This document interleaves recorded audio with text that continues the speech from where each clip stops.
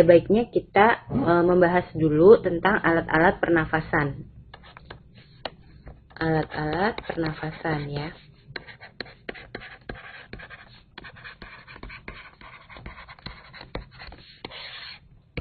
Nah, alat pernafasan itu ada 3, yaitu yang paling luar itu adalah hidung,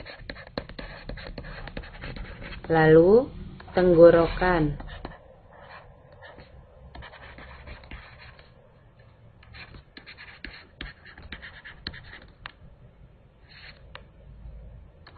yang ketiga adalah paru-paru. Nah, apa peranan dari hidung, tenggorokan, dan paru-paru ini? Dan juga ada apa aja di masing-masing alat pernapasan tersebut? Yuk kita bahas satu-satu ya. Yang pertama adalah hidung. Nah, hidung ini merupakan organ pertama yang dilalui oleh udara luar. Jadi di dalam hidung ini ada yang namanya rambut hidung.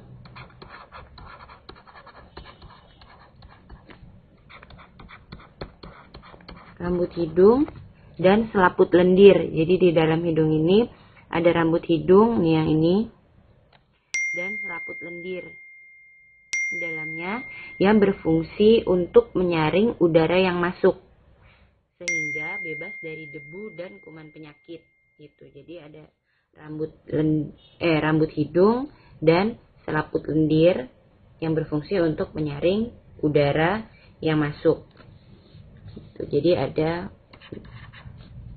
Selain itu, di dalam hidung juga terjadi udara mengalami penyesuaian suhu dan kelembapan. Nah, ini yang berfungsi sebagai pengatur nih, yang ini pengatur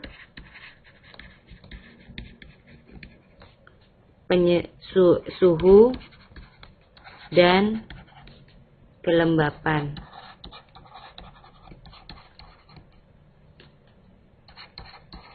Nah, mengatur di sini artinya adalah menyesuaikan. Jadi menyesuaikan suhu dan kelembapannya sehingga sama dengan tubuh kita gitu. Setelah dari hidung, udara akan turun ke tenggorokan ini melalui saluran ini. Jadi dia akan turun ke tenggorokan.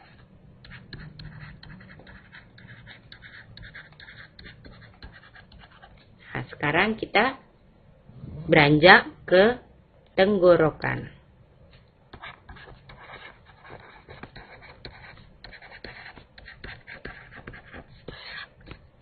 Nah, ini adalah gambar dari tenggorokan. Nah, di sini ada yang namanya laring.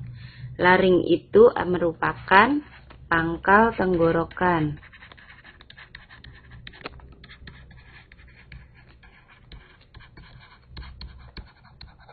Nah, laring ini tersusun atas tulang rawan. Nah, dari tulang rawan. Nah, laring ini yang akan membentuk struktur jakun pada laki-laki dewasa. Lanjut lagi kita ke saluran ini. Ini yang namanya trakea. Trakea itu adalah, sini aja ya, trakea. Trakea adalah batang tenggorokan.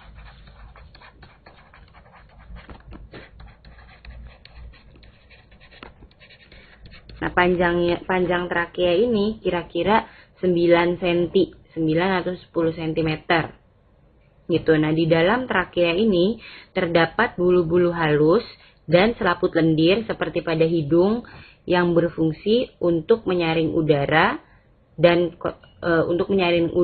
dari kotoran yang masih lolos ke tenggorokan. Tadi kan udah disaring sama hidung. Tapi kalau masih ada kotoran-kotoran dari udara yang masih lolos gitu, yang dari hidung itu disaring lagi di trakea ini gitu.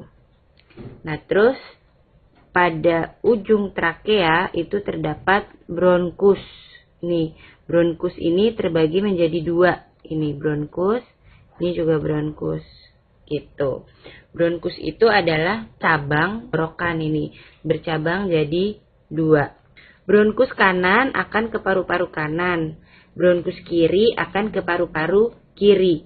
Nah, di ujung bronkus ini, bronkus juga akan bercabang-cabang lagi. Ini cabang-cabangnya. Namanya bronkiolus. Cabang-cabang bronkus namanya bronkiolus. Nah, di ujung bronkiolus ini terdapat bulatan-bulatan kecil, itu yang namanya alveolus. Ini merupakan gambar alveolus yang diperbesar. Nah, alveolus kalau ada satu, kalau banyak namanya alveoli. Nah, pada alveolus ini terjadi pertukaran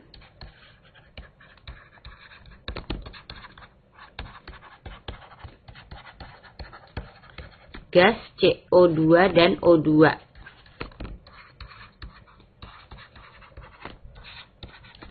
Nah, bronkiolus dan alveolus ini udah masuk dalam paru-paru. Oleh karena itu kita menuju ke pembahasan berikutnya, yaitu paru-paru.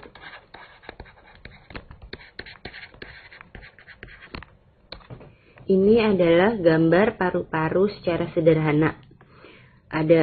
Paru-paru itu terletak di dalam rongga dada di atas diafragma. Apa sih diafragma itu? Diafragma adalah sekat antara rongga dada dan rongga perut. Nih, pada gambar ditunjukin yang ini nih. Ini diafragma. Sekat antara rongga dada dan rongga perut. Nah, paru-paru ini dibungkus oleh dua buah selaput yang namanya selaput pleura. Ini yang selaput pleura. Pada gambar ditunjukin ini. Selaput pleura. Seperti yang udah saya bilang tadi, bronkiolus dan alveolus itu terletak di dalam paru. Nah, ini terlihat kan? Ini bronkiolusnya dan alveolus itu yang di ujung-ujungnya. Ujung dari bronkiolus terletak di dalam paru-paru.